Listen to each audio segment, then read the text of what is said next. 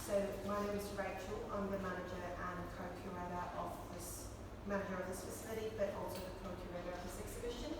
I've got with me to my right Carmen Glynn-Braun, one of the artists who work here in the centre, Nadeena Dixon, who's got this interesting array of textiles, sculptural and animation series, and then I've got my co-curator, the Kyra Kum-Sing. So we're going to begin with Nadeena acknowledging the country. Warmi Rachael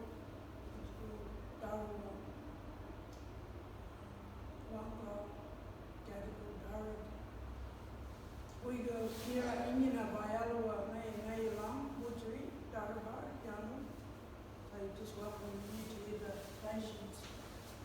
29 clay groups of this new basin, and my family pinches all across this new basin from first contact. And so mobs would have traded and moved across country.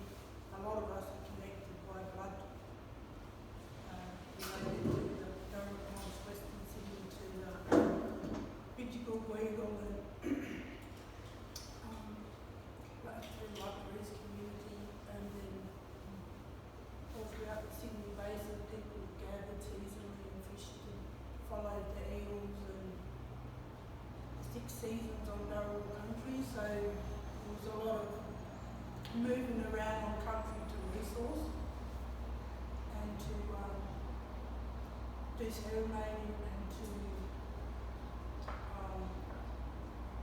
exchange materials. Where different areas there were ochre pits and different other areas where they would get the, water reeds for weaving, or the shells for making fish hooks. So you would sort of see different references to those practices. Thanks, Nadeena. I might just take the opportunity to just ask everyone here on the panel to briefly introduce their background, their country and where they come from. Carmen? I'm Carmen Glynn-Braun. I'm a Curated Aranda woman. I'm based here in Sydney now. I'm currently based at Art Space with studios there. So I live a dual life. I'm in between Alice Springs and Sydney. So I'm Nadeena Dixon. I dabble a lot because I'm really bored easily. So multidisciplinary, saltwater, Ewan and Gadigal and Dyarra Murrama and Curated on my Bible side. So I live in Sydney. Kyra, would you be able to speak both for yourself and for Barbara McGrady, who is unable to join us here today? I'll say Galamam, that means hello, welcome to my country. I'm a Malera Bunjal and Midakudi Dube from northern New South Wales and Tongpo, Queensland. The other artist who is not here is Barbara McGrady, and she's a Gamaroi woman from up northwest. So here, like Moree and around probably all over the place. So yeah, she's Tongpo. Thank you. So the format for today, I'm going to be facilitating the discussion. I think this is actually a good point for us to start. What's really interesting about this exhibition is that we have 3 generations of Aboriginal women artists, each from different countries, so different lineages, so on and so forth, responding to a very critical theme of our time, which is on environmental and land care. Now, when I first conceived this exhibition, that was ages ago in 2018. So my background, some about 10 years ago, I already co-curated a show on climate change and environmental sustainability, a small-scale one at Customs House, but it was from a very, very different perspective. It was, if you like, quite Eurocentric. And of course, when this idea, was just slowly germinating for the exhibition, We had in 2019 the bushfires, as you know. And then I was reflecting on how, it's really important to bring in the views and perspectives of traditional owners of our land in terms of their approach to land care and how, that can actually be communicated through art, through contemporary practice. And then layering on top of that, it's very important to actually have the voices of Aboriginal women artists heard. I'm not sure if people in the audience are familiar with either art or critical theories, but a lot of the theories around the Anthropocene is quite Eurocentric, and it does, I shouldn't even say it's Eurocentric, it's hetero-patriarchal, right? So it does seem to sort of privilege the sort of male white perspective. So in creating this exhibition, inviting the responses, we begin a very important discussion on other ways we can approach this very important, issue of our time. So now, but let's just get into the basics. So I want to introduce, so the works in the center here that you see, these wonderful installation globe pieces are Carmen's. You can see soil that's underneath that actually comes all the way from Alice Springs. So I think at this juncture I will ask Carmen, yes, she actually brought the soil from Alice, from her own country. Now, so my first question to the artists now is how do each of your body of works in the exhibition address, the theme of the environment and land care from your unique Aboriginal perspective? So starting with Carmen. My work's always about generational resilience and continuing practice of knowledge. So what you can sort of see here is it's representative of multi-generations, but also indicative of the sky and how that predicts seasonal produce and how that's continued on, in particularly with moon cycles. So it was a pivotal part of how Indigenous women plan fertility and planting, and that's absolutely continued on with my family, and I really wanted to represent 5-6 generations, but also really indicate how we look to the sky and how important that is about regeneration of wildlife. Thank you. So we'll come back to you, but moving on to Nadeena. How does, because your body of works is very interesting in that it spans so many different practices, from weaving, hand weaving I should say, these works here as well as animation. How does that all tie together, responding to the theme? I think it's sort of like communicating through this lens of sort of merged realities. So I spend a lot of time, I'm 50, so I was born in a period where there was still a lot of elders and we weren't very westernised, so I was able to kind of live in Aboriginal communities, and I think like I experience my reality as a synesthetic person. So what I'm trying to bring through the work is this story world that talks through, in a way, alternate realities. And so, because I was so nomadic, my father's people come from the Stone Mountains, and it's very harsh, -10, -12 degrees. I was chopping firewood from the age of 6, and mostly live in North traditional food, bush food, in communities where you're like 60 k's out of town, and you live in a spirit realm. So a lot of my life was around eating seasonal food, and then when I started to sort of go on these epic walkabouts myself,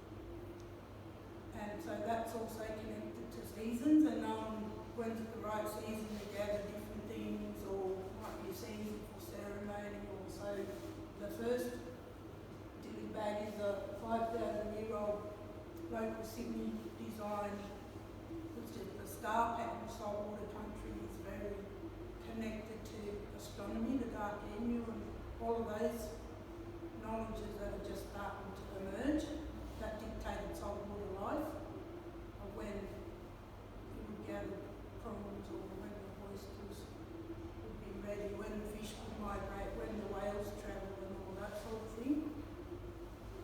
And so there's cultural indicators for that. And the dilly bags on this dilly bag is the seven sisters that travelled with mythical giant beings that created the landscape as they travelled with their magical dilly bags. So they had a yam stick as well, and when they hit the ground, the water would spring up and make the rivers. When they laid down at night, the mountain grew up over them to protect them because they were beautiful. So they were always being chased by these kind of magic men, but they were too powerful because there were seven of them. And they could just, you know, take goodies out of their dilly bags. And then this one is the medicine of the local one. Is pretty common, the sarsaparilla that we still gather today and use for medicine, and sort of reflecting women as like a medicine to the society, you know, and their knowledges that allow for generations of human beings to survive, and so it becomes a medicine that is beauty and care and strength and all of those things that sort of really hold, you know, as the backbone often in our families. And you know, my grandmother was a pretty fierce character that we didn't mess with. So yeah, so it's just sort of like a lot of reflections about how I experience and want to communicate through country. Yeah. Nadeena, just very quickly, can you explain, just for the benefit of everyone here, as well as people viewing from home, what's the symbolism of dilly bags? What's the importance of dilly bags in Aboriginal culture? Just broadly speaking, I know it's broadly speaking, like, well, even like when you go and walk about here, you're practicing the sacred pilgrimage. You're not just mindlessly walking around in the bush. And so, in a way, it's also a spiritual practice, because you're going on this journey to connect to something that's your own spirit voice, or even the process of me going bush to get fibres and materials and that kind of thing.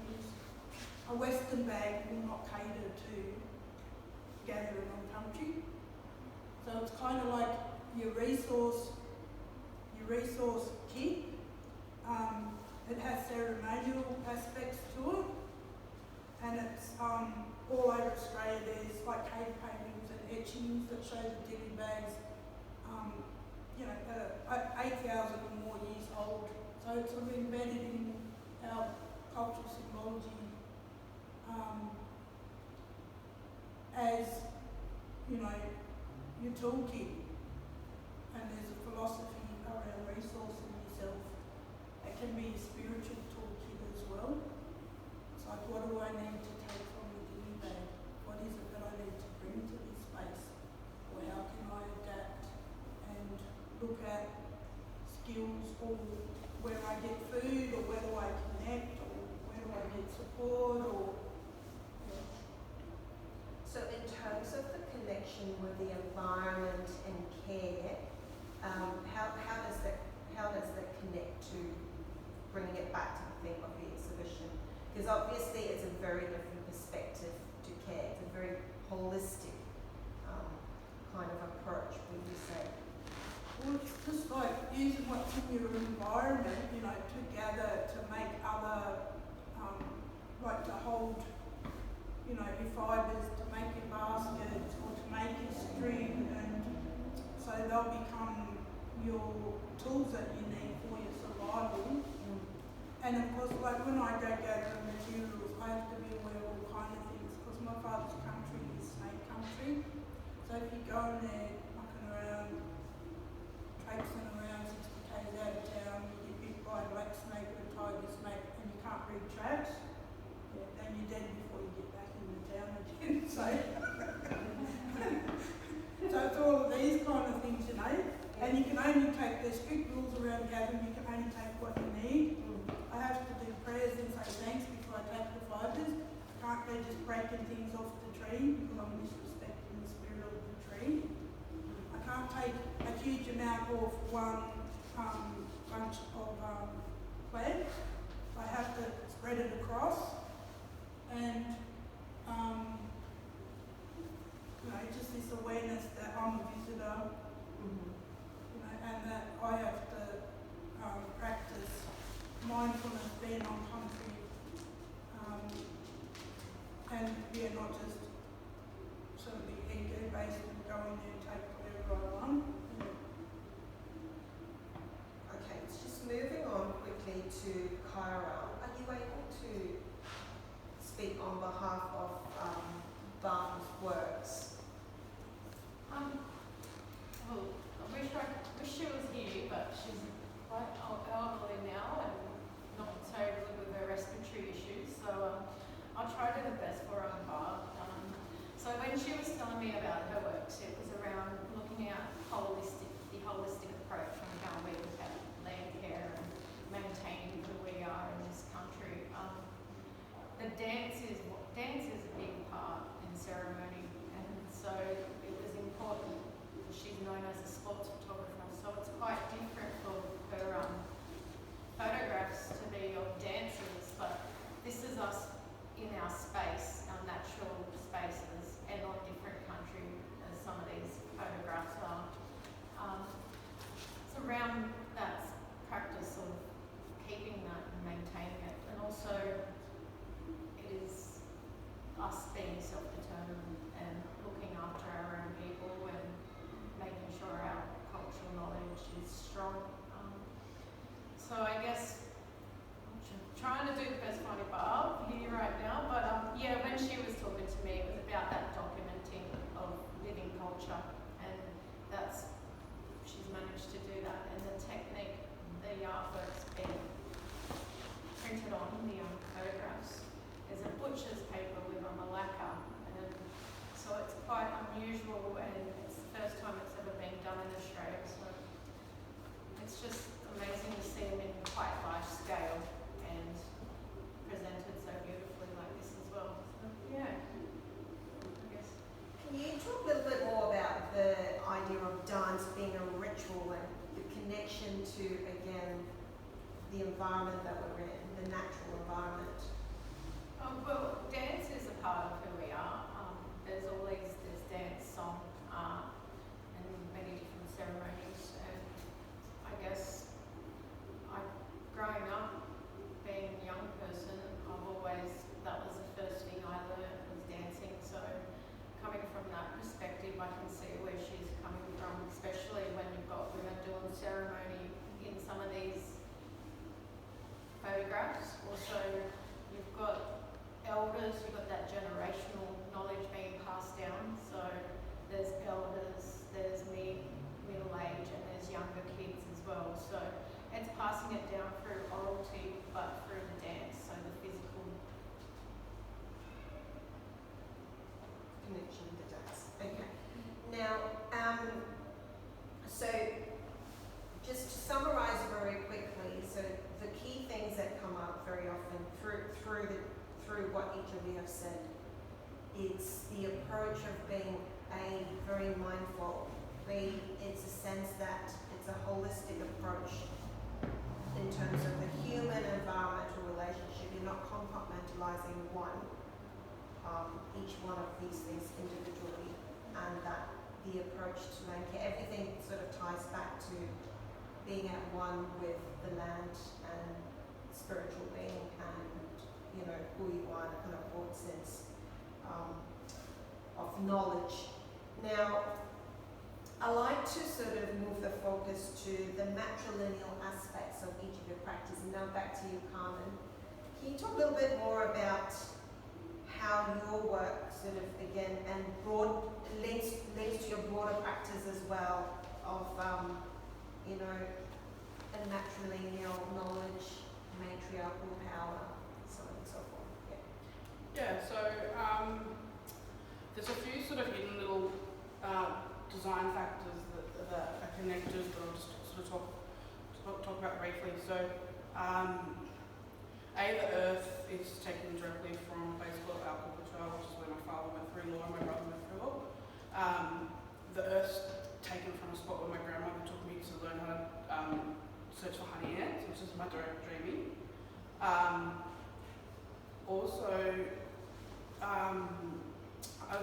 I've tried to take notes from aerial shots that were taken of my grandmother's homelands.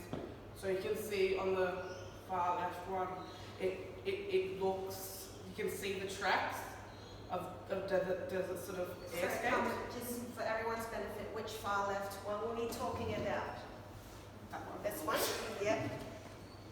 Yeah. So that's actually imitated from an actual aerial view image.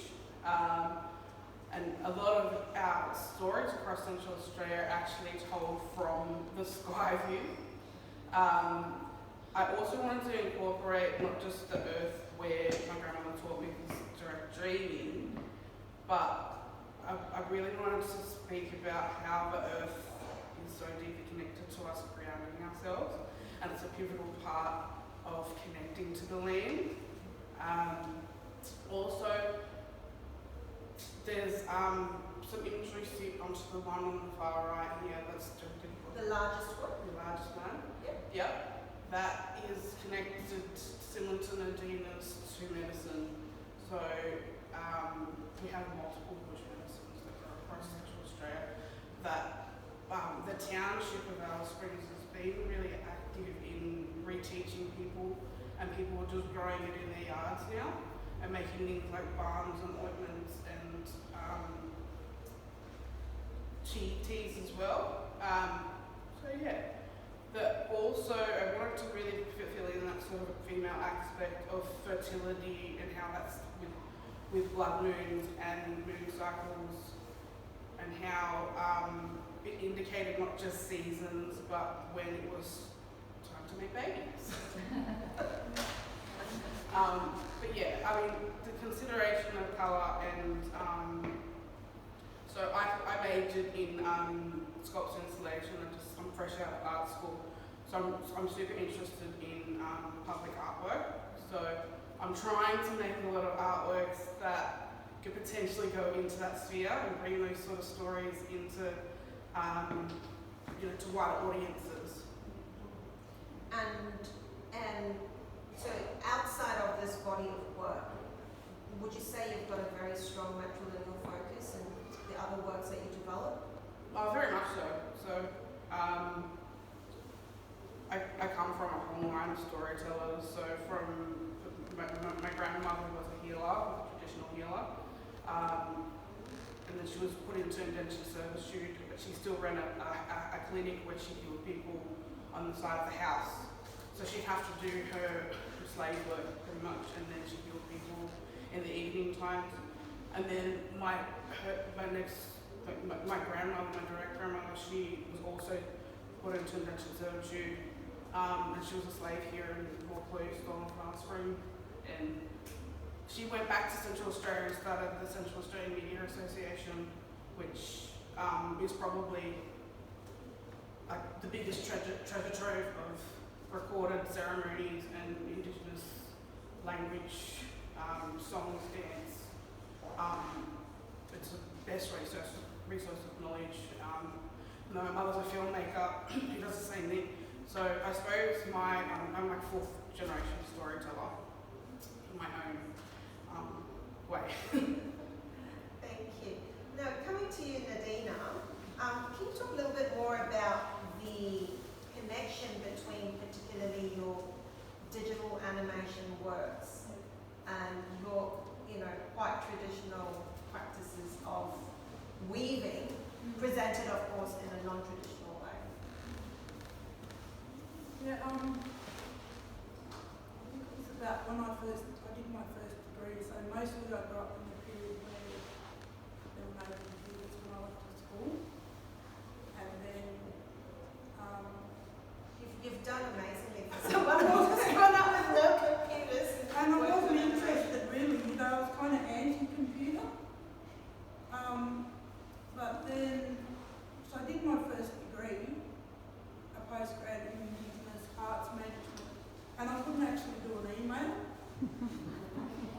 And so my kids had to teach me how to do an email. And from that to this, it's Yeah, but now I do a web platform, so not just the website, but the platform that hosts the website. So, and I'm doing augmented reality stuff and like pretty immersive, augmented and whatever, which has been awesome. And it's kind of because, for a kid that sort of grew up quite isolated in some ways, in Aboriginal communities, there were a lot of things that I didn't get exposed to. And then once I could understand the capability of technology, it just kind of, it was like galaxies exploding, you know what I mean? It's like, holy crap, what I can do with this stuff, you know? Like the world is now like, you know, out there.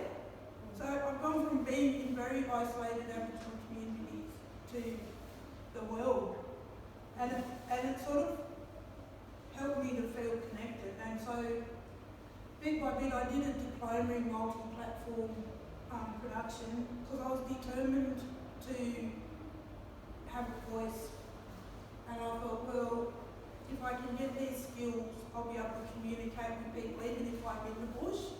I'm going to have this kind of like channel to keep connected to the world. So I got obsessed with animation, web design and all that kind of stuff. So is there a sort of direct or indirect link between your weaving and the animations? I mean, we know that for those of you who have actually looked through that whole series of animation projection in the corner there, one of them actually is of dilly bags. Yeah. And a butterfly on dilly bags. So obviously, you know, there's some sort of repeated motif, but what would be interesting for us to know further is, you know, it's switching between making in these vastly different modes. What's the thing in your brain that connects them? I'm still sort of trying to evoke a story world, and there's things that I can communicate more strongly through the digital space, and I didn't know that even my digital or drawn works have quite sculptive kind of more object-based sensory experiences, because the cockatoo feathers, they were found on a walkabout through Redfern of all places, and I'm trying to evoke this symbology through the work. Like traditionally all Aboriginal artwork is based around this complex symbol language, and so this is a personal reflection of my journey as a person that grew up in an altered state of reality in communities where we believe that the wall between the spirit realm and the physical realm is blurred. So we would like have spiritual beings and things like that. That was just normal.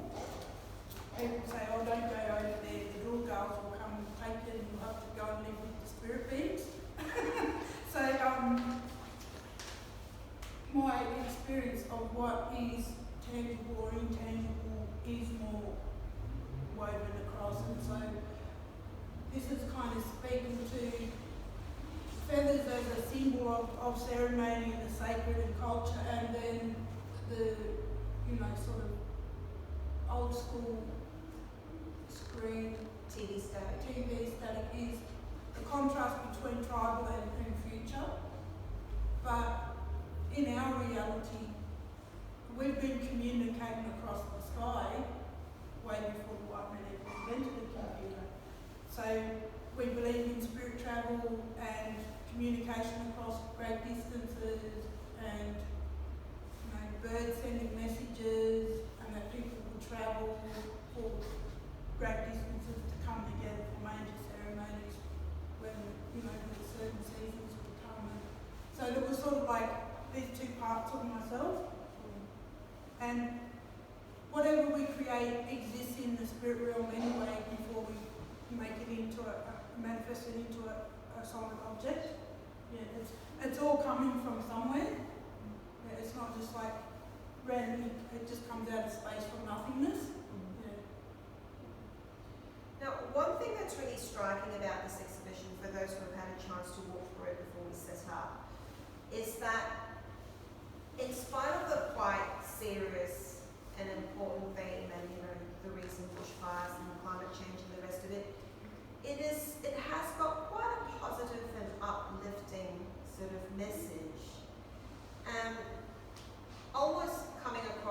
a message of hope, if you like.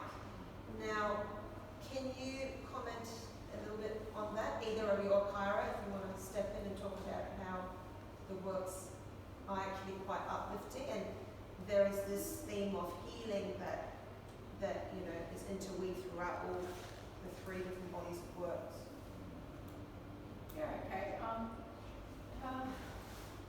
So I guess for when we originally come up with this concept around matrilineal practices and the strength of female perspectives, we really were trying to figure out the way we look at things, and it's quite holistic, and we're a very diverse group of people and artists. We're all from different countries, and it's the uniqueness of us coming together and healing because of the many past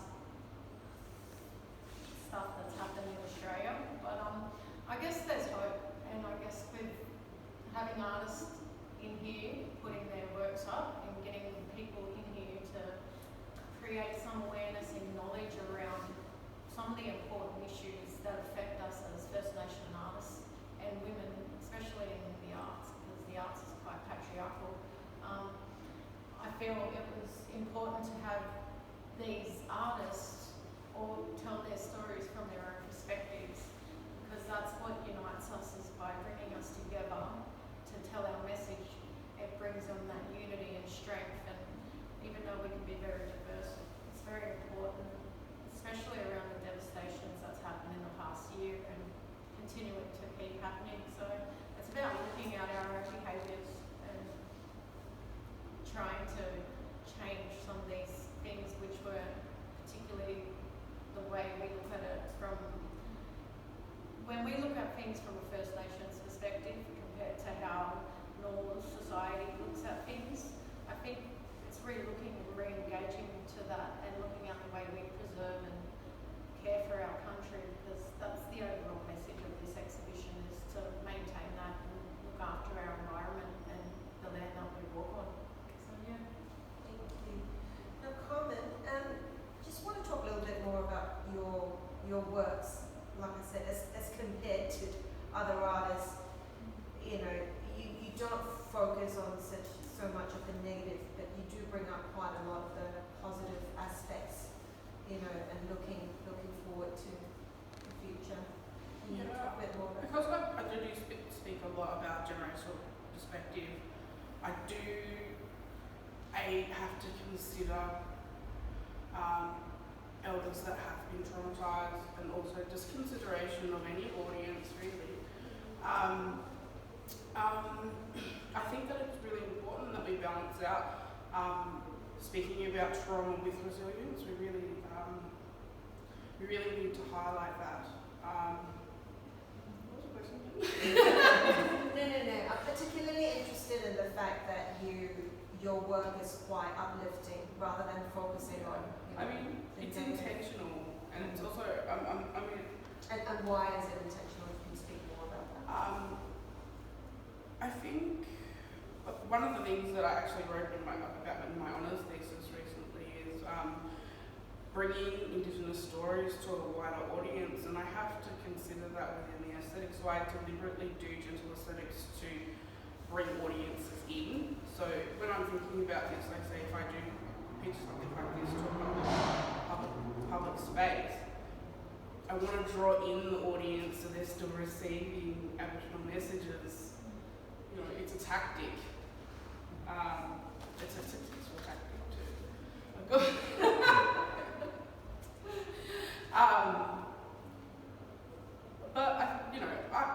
I want my generation to tell positive stories too. We want good to come from this. We want a positive future. You know, we have to start somewhere. Yeah, that's really important. Thank you. And I would also say that Barbara's works are quite positive too, wouldn't you say so, Kyra? And that her works, beyond this body of works or photographs, she tends to highlight the achievements of, you know, Indigenous communities, and there is this almost very vivacious energy that comes through the photography images. Would you say? Yeah, definitely. Yeah.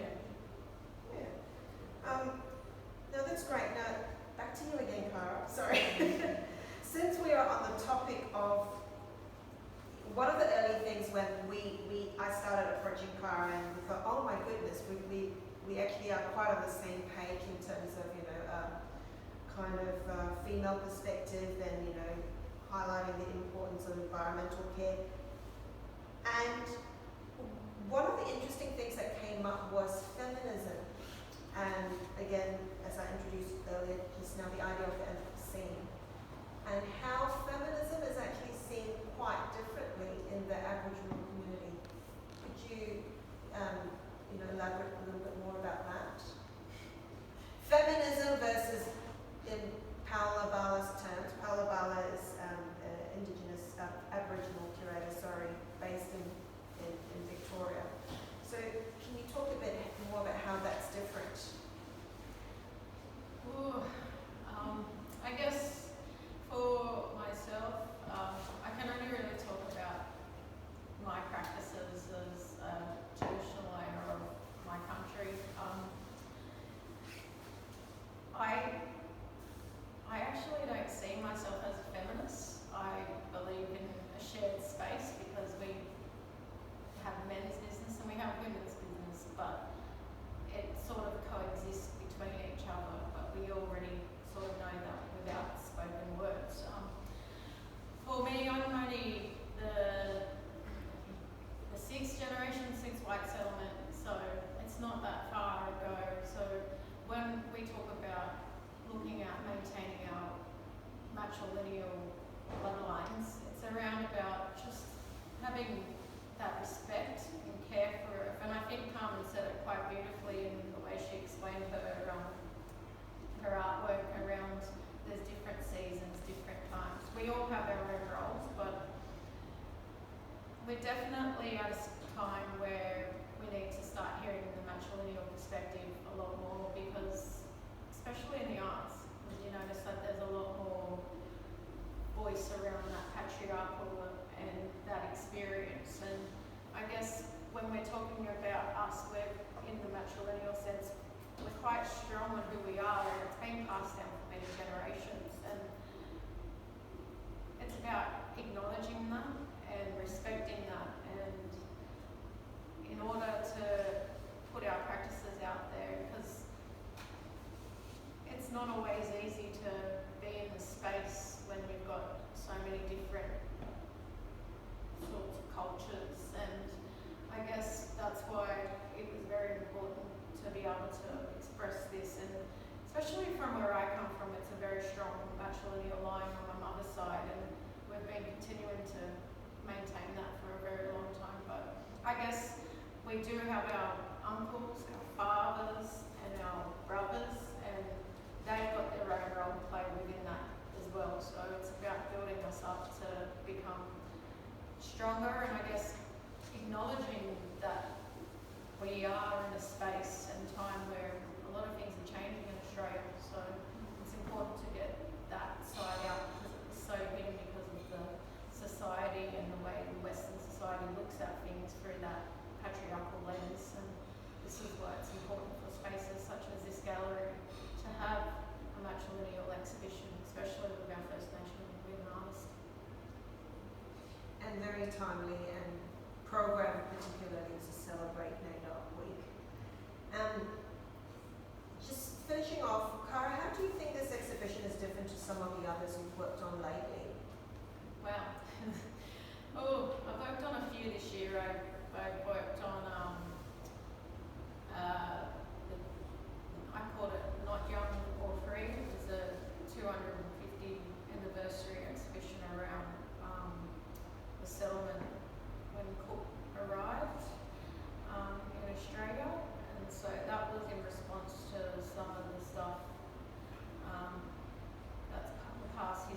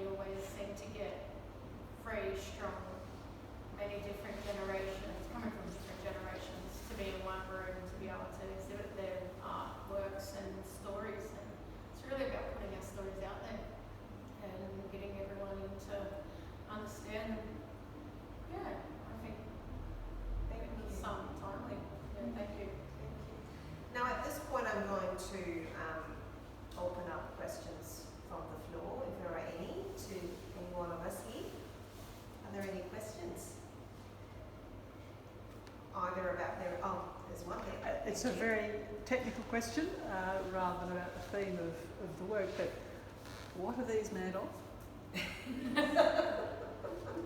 Plastic and LED light. Sorry, Plastic outside, and then an LED light in the middle, and then it's just watercolour ink. But Carmen, actually they're quite different techniques that you've used, haven't you, for each of them? Yeah, so some it's kind of like reverse painting, so it's like a Yeah. scratch back. Other ones I've used adhesives to create the pattern. Some of it's layered, some of it's watercolour then rolled, some of it's actually got a little bit of earth in it just to give it a texture. And you have to paint them in the dark. so I'm based at Art Space in Warmaloo. My little studio is there, so I don't know if any of you have been there, but it's pretty creepy.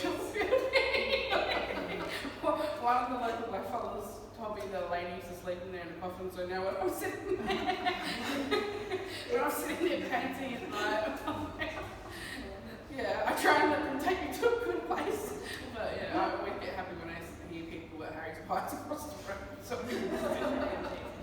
but yeah, so that's what they are. I'm hoping to, like I said though, to use it as a maquette to pitch some public work. Yeah, I could see the opportunity for that's wonderful. Thanks, beautiful work. Well, actually, we forgot to ask you one question, Carmen. Yeah. About the fact that you work on a very large scale normally. This is Yes, quite different. I do. I work on mass scale normally, so yeah, I wasn't sure. Is the scale a kind of, creative response as well to a particular direction that you're taking? Not necessarily. I probably still make mass scale besides this one. Okay. But like I said, you might see it mass scale somewhere around 7%. Like mass. Questions from anyone else? And then we'll move on to you next, yes. When you were talking about, sorry, I've forgotten your name, Kyra, it was Kay. Talking about that you're believing in a shared space, I can understand that with there being an equal thing between men's business and women's business. What has women's traditional voice been in their own business, for women's business? What has the voice been in putting out that story, and who has traditionally listened to that story? Okay, so, Thank you. That's a very good question. so the difference, I guess, I can't really talk for these two artists or Barbara because we're all quite diverse in our own right. But in terms of where I come from, it is passed down mainly through the women's view. So it gets passed down from generation to generation. I'm lucky I was brought up in quite a strong line of women, so we've always been very strong on talking about matrilineal law and our practices as people for, I guess, maintaining that is being able to speak to those in our own mob, but you've got to be from a particular knowledge holder to be able to pass that knowledge on. So there are certain people I'm not allowed to teach, and I can't change that because that's just the way it was passed down to me. And so I can teach a different sort around it, but particularly to all of those, I really can't be passing down something that is not meant for their bloodline. So it's a bloodline thing, it's direct. And where I come from, we've had many environmental issues as well, so I guess it was important for us as women to be able to stand up and have that space. So I come from that line, and my mother before that, my grandmother before that, my great-grandmother before that have all taught that and been strong about it. So it was something that's been passed down. Hopefully that answers your question. Yes, and your question, Dan. So my question probably relates to what you were just saying about, but I was thinking when Nadeena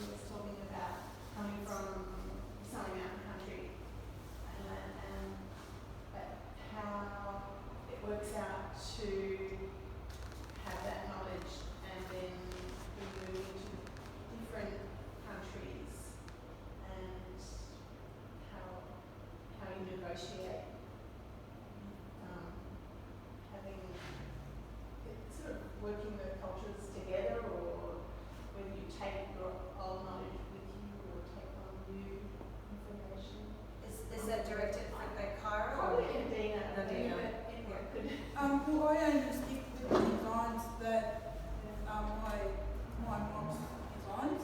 I don't have the right to do sisters' designs. And so we only all stick to our own cultural symbols. And because I'm both, I can do both, and because I'm of a certain age, you know, but it's about, like for me, I've trained under senior master weavers as well, but they're our really senior weavers, and so I'm still on a cultural apprenticeship to deepen my knowledge. So that's an ongoing process. And so I was down on my mother's other country, down in Red Bay, further down past Murrumah, a couple of weeks ago climbing the sacred mountain. So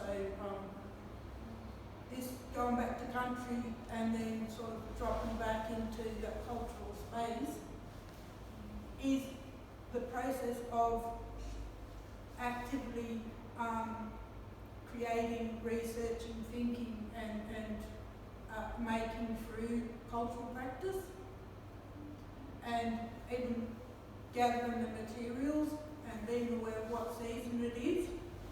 You know, retracing song lines that our ancestors have walked for thousands of years.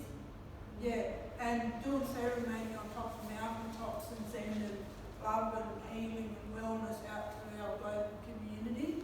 Took 2.5 hours to climb up. Our senior lawman is 80-something years old. He was born on a riverbank without a birth certificate. So he guesses his age by telling how old his cousins are. So he's like, oh, well, Jack's about 75 and I'm older than him, so I must be. And so my 74-year-old mother climbed the mountain as well. Wow. And it's like part of this major ancestral creation story. And so ceremony for us is also healing country by recharging those energy grids and retelling these stories of how our creative beings created the landscape and how our ancestral creation beings travelled through country. And so that's like the wellness of nature and healing is available for all of us. And having that, because when I go in country, you know, our teachers say you've got to talk to country. So you're building this ongoing communication with country, but with your own spirit as well. And that's something we're all innately aware of at a deep, profound level, how connected we are because the trees are breathing for us. You know? And he says, you know all the hippies out hugging trees? He said, we should all be out there hugging the trees because they're breathing for us. You know? So, yeah, I sort of see that as a continuation of walking my grandmother's footprints and doing their... The good thing is this area in Lane Cove, we love trees. Yeah. There's a very huge one in front of the gallery. You know, and yeah, just having that communication in a dialogue with yourself and your ancestors to say, why am I not grounded? Or why am I feeling, you know, sort of like I'm not finding my way? Or out of sort of kilt or balance or something, yeah. Does that answer your question? I'm pretty sure it does. Yeah. Can I just unpack it a bit further, playing devil's advocate? Do you mean, or did you mean, what it's like when, for example, someone like Carmen, who is originally from the Northern Territory, comes here, and you know what is the sort of protocol around? Well, it's not much about protocol, but just how you find it when you're living in one country and you come from another country. You know, like this is obviously from Sydney. But Can I just- that answers my question. What I'll say, just to extend a little bit, is that the songlines connect all over Australia. say, like in our dreaming, we're all connected. Yeah. That's why the Seven Sisters are everywhere. Yeah. Yeah. And when I go to country, you know, on other people's land, I'm there as a honoured guest. And so then I'm treated as a sort of a visitor that I haven't seen for a long time. It's almost like being welcomed back, even if it's the first time. It's like, oh, we're waiting for you to come. Like, so there's that lovely way of being hosted on country, in a country that I don't understand. Different plants, different animals, different air, different water. Like people would struggle, if they didn't know my country, they would struggle to survive in that country. Because our people have existed there forever. We know the food, we know the snakes, we know all the traps, we know how to read country, where we are, we know which direction we navigate, which seasons, how to get water, all that. And then if I went to sisters' countries, I don't know that country. I don't have, it's not my dreaming, I don't have a connection to that landscape. So I would need to be hosted. And then we support each other as well by celebrating that diversity. Which is what this show is about. Yeah. How much, this is directed at anyone who would like to answer it. How much is your totem involved in subject matter for your artworks? I don't have one particular totem, so for our mum doesn't really work like that. Like when I was talking about the honey one, that's only between me and my grandmother. So for example, my mother's direct connection is a redback spider. It's because, and she was actually gifted that one because my grandmother was bitten by a redback spider while she was pregnant, and when she was born with this massive cherry on her nose. So they can be gifted, and it also extends to elements. So when my father went through law, he went through law for fire dreaming, which is also connected to this sand here. So like I'm connected to at least 15, it's not one thing. Yeah. So I'm very much a conceptual artist though. Sometimes if I feel like it, I'll connect to a totem. But yeah, it's only if I feel like it. Or if it's for something like this where it's from a family story. Do either of you want to respond? Because Kyra is an artist as well. I guess for me, I've got a few as well. So I'm on my mother's side, I'm a red-bellied black snake, and on my father's I'm a wedge-toe eagle. But I also am a kangaroo as well. So, but they will pass down to me as well. Like, one means that I'm from my father's, one means from my mother's. But depends if I want to put them in my artworks. Sometimes I do, sometimes I don't. But they're your protectors. So when you're out in the country, you see them, they look after you. That's your relationship. They're like your brothers and sisters. So yeah, that's the way I see it. I think mine probably dips in and out a bit because you'll see elements like the butterflies, which is more connected to the bogey moth. So that's like one of our big creation, dreaming, travel stories connected to the Snowy Mountains bit. So would you say it does depend on the individual artist to answer your question, and particularly for contemporary art practitioners, I think there is less of that reliance on the totem. Would you say that is the case? Some use it a lot. Really depends on the artist. Yeah. Thank you. Any further questions before we wrap up? Well, thank you very much. Now, if for those of you who would like to see Nadeena's pop-up demo, we're very fortunate for her to be able to have her do the pop-up demo of weaving. Please join us at the balcony. Thank you.